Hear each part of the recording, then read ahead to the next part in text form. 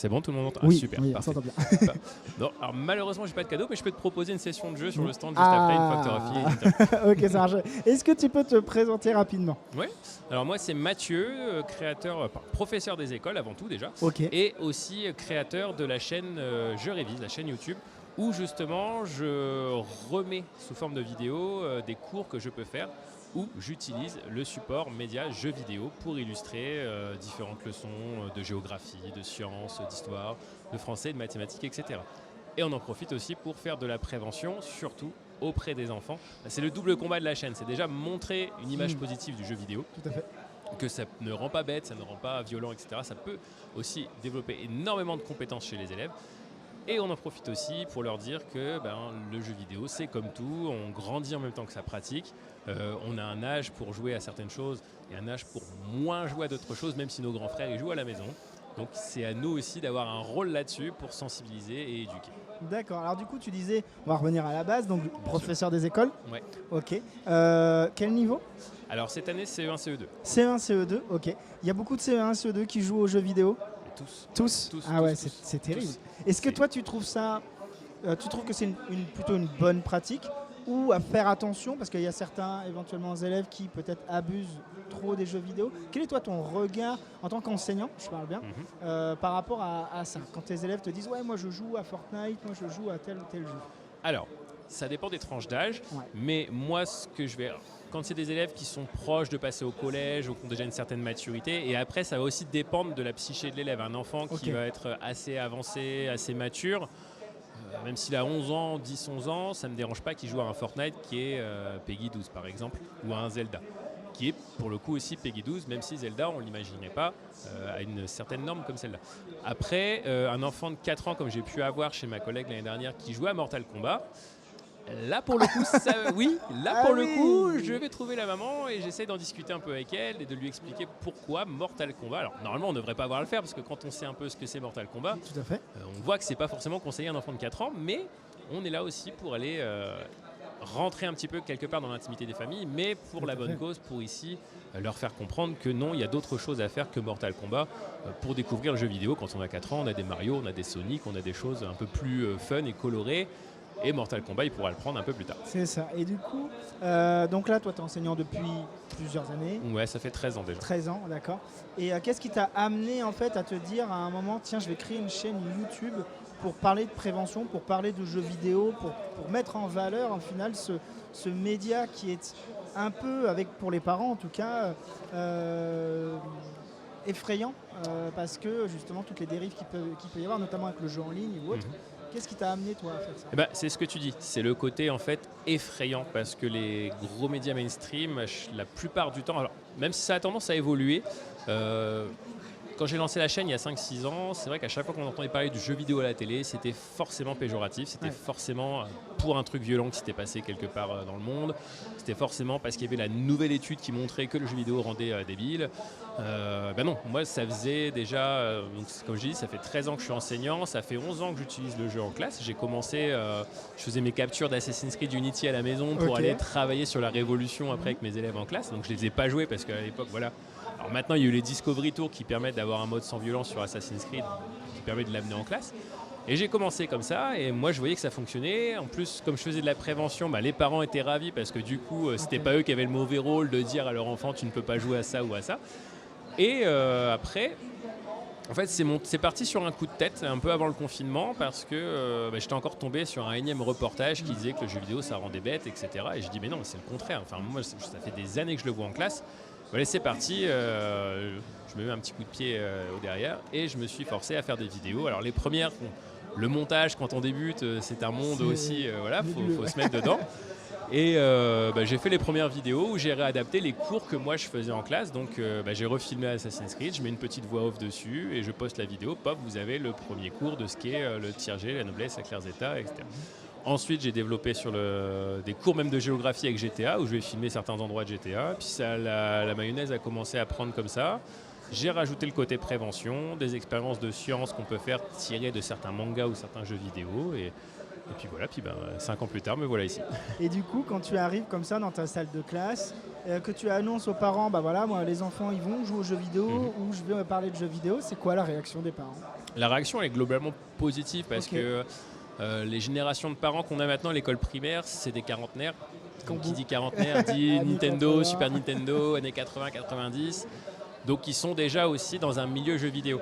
C'est ce qu'on pouvait dire tout à l'heure quand on était à la table ronde, c'est que les anciennes générations qui ne sont pas du tout connectées à cet univers-là commencent à partir petit à petit, à ne plus intervenir dans les écoles ou toutes ces choses-là. Et donc maintenant, on commence à avoir des générations de joueurs qui arrivent un petit peu partout. Et donc, à qui le jeu vidéo fait forcément tout de suite moins peur. Alors après, comme je disais, c'est pareil, les parents sont contents parce que du coup, c'est moi qui ai entre guillemets le mauvais rôle auprès des enfants quand je parle de prévention, etc. Et après, j'ai beaucoup même de parents maintenant qui viennent me poser des questions pour savoir les conseiller sur quel type de jeu orienter leurs enfants. Parce que le grand frère joue à Call of, qu'est-ce que vous pouvez me conseiller à la place? Allez-y, un Splatoon par exemple, qui va reprendre un peu des bases de jeu de tir, mais où vous allez juste envoyer de la peinture sur les copains. Donc il n'y a pas de meurtre, il n'y a pas de violence, etc. Donc l'idée, c'est d'accompagner les parents et aussi les enfants. Est-ce qu'il y a encore quelques réfractaires quand même dans les parents? Est-ce que tu arrives à en rencontrer ou c'est vraiment plus la norme? Alors, depuis le temps que je fais ça, j'ai eu une famille. Une famille réfractaire, mais c'était une famille qui avait un problème avec l'école en général. D'accord. Et donc, si tu veux, le fait qu'il y ait un enseignant qui utilise le numérique et le jeu vidéo, c'était parfait pour pouvoir attaquer l'école. Donc après, c'était pas tant contre moi et le jeu vidéo, c'était plus en tant que j'ai envie d'embêter, de mettre des bâtons dans les roues de l'école, et du coup, je vais profiter de surfer sur ce biais-là que le maître m'a servi sur un plateau. Ouais, c'est ça. Alors du coup, moi pour le coup, je suis aussi enseignant, mais en collège, donc le niveau un petit peu au-dessus, en technologie. Donc forcément, on utilise un petit peu aussi ces médias-là. Maintenant, c'est vrai que... est-ce que toi, tu fais des interventions dans les collèges ou pas du tout? Non, du coup, moi, c'est toléré par mon inspecteur et par l'éducation nationale, mais en gros, on m'a bien fait comprendre qu'on ne mettrait pas en avant le contenu je révise dans la circonscription où j'enseigne, parce que ils ne veulent pas faire de jurisprudence à mettre en avant un enseignant, parce que sinon, n'importe quelle personne qui arriverait avec un concept, il faudrait le mettre en avant aussi. Donc c'est la justification qu'on m'a donnée. Après, les personnes sont assez réceptives et sont plutôt satisfaites de ce que je fais. Donc moi, tant que c'est comme ça qu'on me laisse continuer, c'est très bien. Et puis je suis très bien dans ma classe et très épanoui à faire cette pratique. Et tu as encore envie aujourd'hui de proposer du contenu? Tu arrives encore à trouver des nouvelles idées? Alors j'avoue que depuis 5 ans, on commence à avoir fait le tour sur pas mal de choses. Après, dès qu'il y a des nouvelles licences qui sortent, moi les Assassin's Creed, pour moi, c'est une vraie mine d'or parce que du coup, je peux faire plein de choses avec. Là, il y a Microsoft, le Flight Simulator 2024 qui vient de sortir. Donc pour la géographie, c'est juste énorme. Donc avec toutes les nouveautés qu'il y a dessus, avec les caméras libres. Donc là, d'ailleurs, j'ai annoncé à mes élèves que mardi, on aurait un cours de géographie avec Microsoft Flight Simulator. On irait survoler le village où est notre école. On va essayer d'aller repérer les maisons où ils peuvent habiter, etc. Comparer le milieu rural et le milieu urbain, parce que nous, notre village est situé à côté d'une ville de moyenne taille. Donc on va pouvoir vraiment faire tout ça grâce au jeu, encore une fois. Donc là, ils sont ravis. Mais alors là, comment ça se passe du coup? Tu achètes 25 licences comment ça se passe du coup? J'essaie de trouver des bidouilles pour avoir des jeux gratuits, des versions de Minecraft éducation. Ubisoft, pendant un temps, avait fait un super programme, c'était le Ubisoft Play to Learn, où justement on pouvait télécharger, si on était des représentants du domaine de l'éducation, on avait accès à 10 licences, admettons du Discovery Tour d'Assassin's Creed ou des visites pour casque VR, etc. Donc là, on peut réussir à avoir des trucs. Après, en général, là, pour le cas de Microsoft Flight Simulator, je vais ramener ma propre console que je vais brancher sur mon écran à l'école, sur mon ENI. Et à partir de là, on va jouer. Et puis moi, je suis content parce que je joue sur un grand écran, comme ça, c'est parfait. C'est génial. Comme ça, c'est nickel. Ok, d'accord. Et donc là, par exemple, tu vois, on est entouré, on a une streameuse, là, par exemple, sur son plateau tout à l'heure. On a Samuel Etienne aussi qui est là. Est-ce que c'est un thème que tu abordes, ça, les streamers, Twitch, parce que ça doit être des consommateurs aussi? Exactement. Justement, on essaye d'amener. Je me cantonne pas aux jeux vidéo. Je vais aussi aller sur le média en général, sur le numérique en général. Par exemple, pour l'anecdote, là, j'accompagne l'association Lana France, et Lana France m'ont repéré parce que j'avais fait une vidéo sur comment amener l'e-sport en classe. Où justement, on travaillait sur faire des commentaires e-sport de parties de Mario Kart. Donc j'avais ramené Mario Kart, on jouait et on avait des journalistes, ça tournait comme ça par groupe. Et ils devaient commenter les parties. Alors les premiers commentaires étaient très laborieux parce qu'ils n'avaient jamais fait ça, mais du coup après on a travaillé le journalisme, donc l'article de presse, mais avec une méthode un peu 2.0 liée à l'e-sport. On a vu ce que c'était que des casters, on a appris tout ce lexique qui est lié et qui est très spécifique à l'e-sport. Et à la fin, on a fait des représentations aux autres classes où on avait le tournoi Mario Kart et où on allait pouvoir avoir nos casters qui allaient se relayer à tour de rôle. On avait fait des interviews de joueurs, etc. Donc c'était vraiment un truc super sympa. On a vraiment fait tous les aspects de l'e-sport. Et donc on s'intéresse à ça, on a vu ce que c'était que Twitch, on a vu ce que c'était que les réseaux, on a vu ce que c'était que commenter sur Internet, que les parties en ligne, tout ça. Prévention, exactement, on en revient toujours au même. Bien on sûr. découvre et après on est averti. Ah bah oui, c'est à mon sens, en tout cas comme enseignant aussi, Exactement. c'est l'essentiel, l'essence on va dire de ça en fait. Ouais. Quand on parle de jeux vidéo, il y a forcément une partie prévention, que ça soit donc sur le jeu en C'est lui-même, primordial. mais également sur tout ce que tu disais, donc avec le stream, avec comment Voilà. se comporter sur Internet aussi, les dangers, les dérives, le harcèlement, on en parlait avec Loupiot tout à l'heure. Forcément, et je trouve que même aujourd'hui, c'est un peu aussi notre rôle au final, Ah mais bien sûr. que d'être de faire de la prévention comme ça avec nos élèves. Et du coup, est-ce que par exemple là, tu as de nouveaux projets de prévus pour la suite, pour des vidéos? Est-ce que tu as déjà des vidéos prêtes? Alors là, il y a une vidéo sur la nouvelle version de Powers, un jeu éducatif totalement gratuit qui est disponible sur toutes les plateformes, sauf console, donc PC, smartphone, tablette, etc. La nouvelle version aboutie qui va arriver, donc on va faire quelques vidéos dessus, on va les présenter le jeu. Donc Flight Simulator forcément. Après, il y a quelques vidéos de prévention. Alors, je m'étais mis comme objectif un peu fou de réussir à tourner le nouvel épisode. J'ai une série qui s'appelle C'est quoi le jeu vidéo, où j'explique des licences phares aux parents, les licences préférées de leurs enfants. Donc, c'est quoi Minecraft, c'est quoi GTA, c'est quoi machin. Super. Et aujourd'hui, je m'étais mis comme objectif un peu fou de tourner l'épisode C'est quoi Valorant directement sur le salon, sauf que j'ai eu du monde toute la journée, j'ai même pas eu l'occasion de sortir le micro. Donc du coup, c'est pas grave. Donc on aura un épisode de C'est quoi Valorant un peu plus tard, sans les images du salon, mais il sortira très bientôt. Et alors du coup, une question un petit peu comme ça. Si tu devais emmener l'une de tes classes, alors je vais pas dire préférée, parce qu'en tant qu'enseignant, on n'a pas de classe préférée, c'est pas vrai? C'est complètement faux. Ce serait dans quel univers? Quel univers tu emmènerais tes élèves dans un univers de jeux vidéo?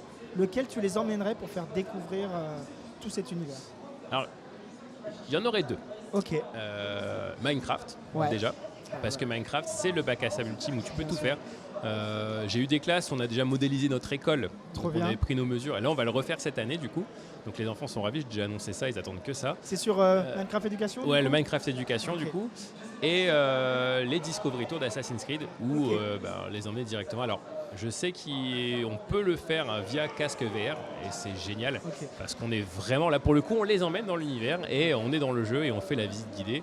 Le musée qui vient à nous, de manière ludique, on va vraiment visiter l'intérieur d'une pyramide et toutes ces choses-là, et c'est vraiment exceptionnel. Et forcément, tu arrives à capter toute l'attention de tout le monde quand c'est comme ça. Alors, les cours comme ça, je suppose. la première fois que j'avais utilisé le jeu vidéo, justement, c'était pour ça. C'est parce que j'étais, à l'époque, j'étais encore remplaçant. Ah oui. Je venais d'avoir mon concours, et bon, je pense que je vais pas te l'apprendre. Quand tu démarres, t'as pas forcément les postes que tu veux, et j'ai réussi à avoir un poste de remplaçant, et bien évidemment, on envoie un petit peu au front. Et je suis tombé sur une des pires classes du Soissonnais. On me l'avait vendu comme la pire classe du Soissonnais. Donc moi j'y vais, et effectivement c'était très compliqué. C'était des enfants qui avaient eu 18 remplaçants l'année d'avant, donc une catastrophe. Et moi je reprends ça, et rien ne les intéressait. C'était il y avait beaucoup d'enfants qui décrochaient, etc. Et je me dis il faut que je trouve quelque chose. Et puis est sorti Assassin's Creed Unity. Je me dis bon allez, on va essayer. Et du coup je fais une vidéo Assassin's Creed Unity, et j'ai lu de toute violence, etc. Je veux illustrer certains points du programme. Et j'amène ça en classe, et là j'ai réussi à capter l'attention, mais vraiment de tout le monde. C'était waouh, le maître joue aux jeux vidéo. Et à partir de là, à leurs yeux, on rentre dans leur univers, et du coup on a une crédibilité. Et c'est excellent. Et à partir de là, j'ai pu créer, et j'ai passé, sans mentir, une des meilleures années d'enseignant. Ah ouais, du coup ça a impacté tout le reste. On a eu une dynamique de classe qui était terrible. Et alors c'est vrai que quand je le raconte cette histoire-là, ça fait un peu, pour ceux qui ont connu la référence, l'instit Gérard Klein qui débarque, etc. Tout à fait, Mais c'est vraiment comme ça que je l'ai vécu. Je suis arrivé, j'ai passé 2 premières semaines horribles, et après petit à petit, et j'ai fini, on a passé une fin d'année mémorable. Et c'était avec quel niveau du coup? C'était des CM1, CM2, et qui ont 19 ans maintenant. Ah oui. Et quand je les recroise des fois dans les rues de Soissons, ils viennent toujours m'arrêter pour me dire bonjour et discuter avec moi. Alors certains, je les reconnais pas tout de suite au premier coup d'œil, parce que la dernière fois que je les ai vus, ils mesuraient 1m30. Ils ont changé.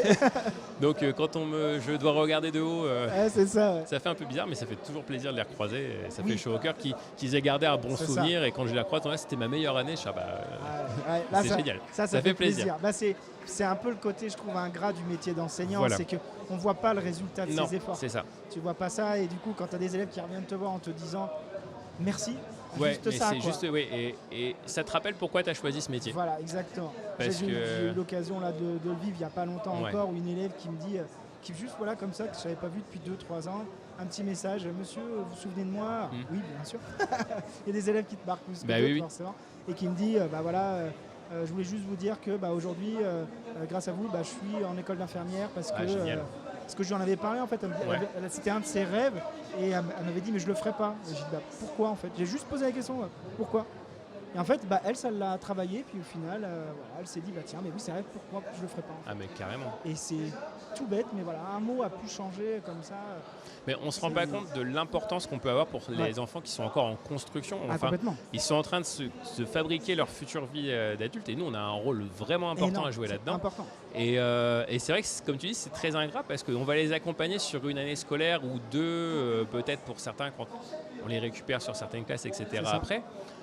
Mais malgré tout, une fois qu'ils quittent l'établissement, il y en a les 3/4, on les revoit pas. Ah bah oui, complètement. Et des fois, c'est super dur parce que tu te dis, ouais, voilà, tu as quand même partagé énormément de choses, un pan de ta vie avec eux et ils disparaissent du jour au lendemain. Et tu les recroises des fois au détour d'une rue.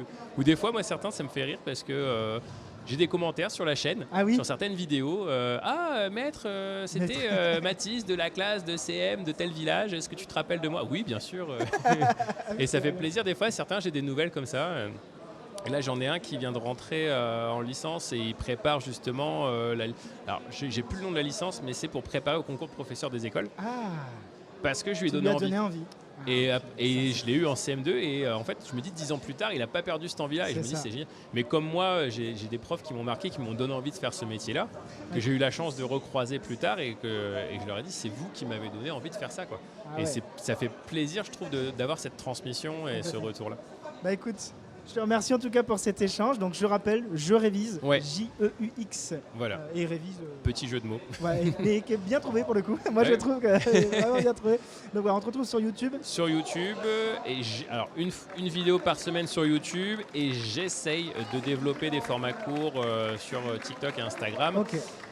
Quand j'ai du temps, parce que en tant que préparation de cours plus des enfants en bas âge, c'est compliqué.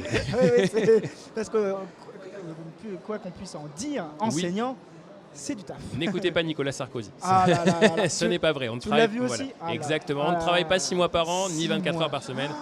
Et encore pire pour les collègues de maternelle. Ah là là là là, mais c'est affreux qu'il ait osé dire ça. Moi je trouve. On va pas débattre là-dessus, ne parlons pas de politique. Non, on va pas parler de politique en tout cas. Voilà. On est d'accord à ce niveau. Exactement. Merci en tout cas encore. Merci pour l'invitation. Et puis on va discuter de 2-3 petites. Pas de soucis. Pas de problème, avec grand plaisir. Ça marche. Merci beaucoup. Je vais laisser la main.